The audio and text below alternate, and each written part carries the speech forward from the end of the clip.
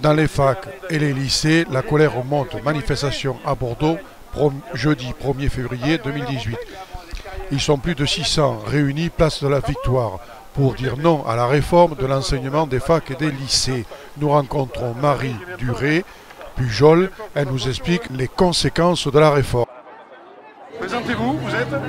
Bonjour, je suis Marie Duré-Pujol, maîtresse de conférences d'études théâtrales à l'université Bordeaux-Montaigne et militante syndicale pour le SNESUP FSU. D'accord. Alors, qu'est-ce qui fait qu'aujourd'hui les étudiants, les enseignants sont tous dans la rue?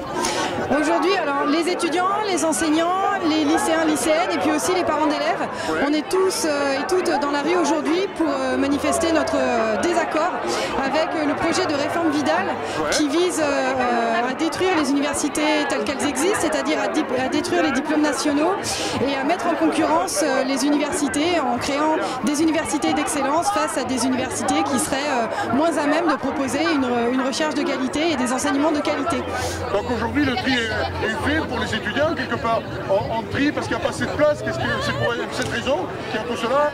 Alors le gros problème aujourd'hui, c'est qu'avec le bac comme premier diplôme pour accéder à l'enseignement supérieur, il n'y a aucun souci. Donc nous, c'est ce qu'on souhaite pouvoir conserver.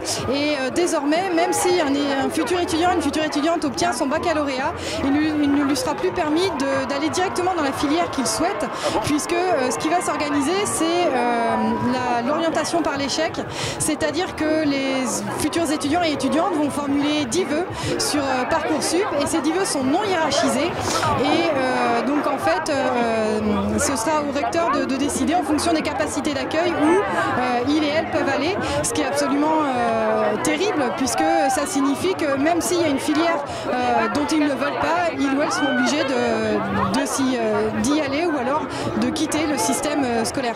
Donc elle n'aura pas le choix, elle ne donne pas le choix. Non, absolument. Contrairement à ce qui est annoncé par le gouvernement qui énonce que tout ceci ce sera des parcours de liberté puisqu'il part du principe que chaque lycéen, lycéenne est complètement à même de déterminer son projet de vie sur 20 ou 30 ans.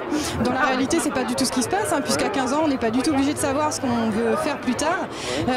Mais en tout cas, désormais, il est obligé, les lycéens, lycéennes vont être obligés de choisir les bonnes options tout de suite dès le lycée pour pouvoir accéder aux licences qu'ils souhaitent. Vous en appelez au gouvernement, vous en appelez à Macron, vous demandez à quoi Macron? Mais nous ce qu'on demande, déjà pour commencer, c'est le retrait de cette réforme. Et puis surtout, il faut bien se rappeler que ce qui nous est demandé est complètement illégal, puisque cette loi n'est pas encore votée, on ne connaît pas encore les décrets d'application.